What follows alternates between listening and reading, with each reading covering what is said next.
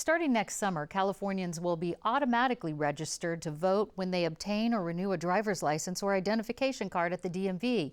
Joining me with a closer look at voting challenges and trends are my guests, Chris Wilson, Associate Director for Alliance San Diego, and Brian Adams, Political Science Professor at San Diego State University. And Chris, it's estimated more than 6 million Californians who are eligible to vote are not even registered. What are the numbers like here in San Diego County? Well, here in San Diego County, we have about 600,000 people who are eligible to vote who aren't registered.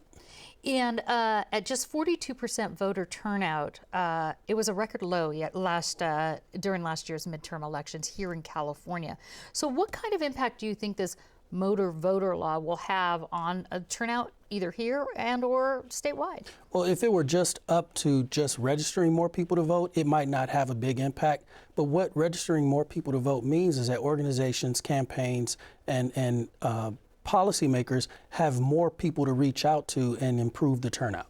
And Brian, would you like to add to that as far as this law and the impact on voter turnout? Generally, these types of laws that make voting more convenient or more accessible don't make that big of an impact, especially in a state like California where it's already relatively easy to register. It may have a minimal impact, and especially, as Chris suggested, indirectly it may have an impact by increasing the pool of voters that can be contacted. So why do it? I think, well, there's no harm in it. There's no harm in registering people to vote. And if it can be done, and many countries around the world already automatically register people to vote when they turn 18 or voting age. So, when you think about the cost benefit, there may not be that much benefit, but there's certainly very little cost to it. And Brian, historically, who votes and who doesn't vote? Is there a dividing line? Typically, better educated, higher income, and older individuals vote more. And especially when you have an election like in 2014, where voter turnout was significantly less than in 2012 in the presidential election.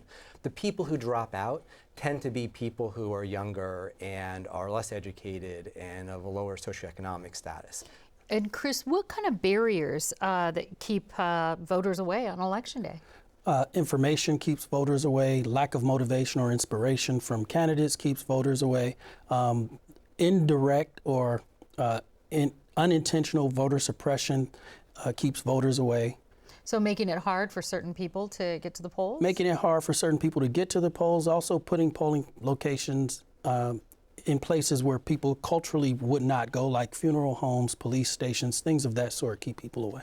I see. And Brian, Chris mentioned this idea of information or the lack thereof. How does that weigh in? Well, typically voters who are more interested in politics are much more likely to vote. And one way to get people interested is to give them information. So information can play a role in sort of sparking political interest of getting people motivated to actually participate in the election. And getting information from sources like where? Alliance San Diego. Okay. Campaigns and candidates, ballot initiative campaigns. There's a lot of work that can be done in motivating people to turn out to vote, and it's not just the government's responsibility. We have to talk to our neighbors and our friends and our family in order to improve their awareness and the information they have so they can make informed decisions at the polls. And speaking of which, Alliance has some programs to engage voters. Give us a few highlights of those. One of our programs, we contact low-income voters because many times these people are busy at work or in their daily lives don't have time to seek out the information that would help them make informed decisions. So we knock on their doors and we call them and we provide the information that they might normally get in other places.